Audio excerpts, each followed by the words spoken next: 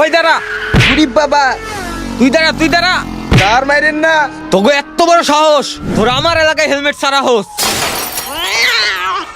ওই তোর হেলমেট কো? স্যার ভালো করে দেখেন, এটা হুইল চেয়ার, এটা চালাইতে আবার হেলমেট লাগে নাকি?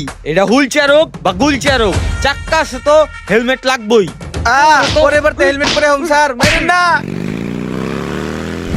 ওই দাঁড়া, আজকে এত রিপোর্ট বাইন ধরলাম, একটার মাথাও হেলমেট নাই।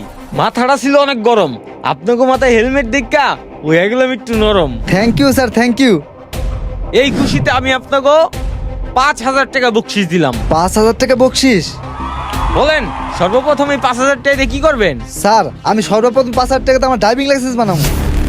কি তোকে ড্রাইভিং লাইসেন্স নাই? নাম গাড়ি থেকে নাম, এদিকে আয়।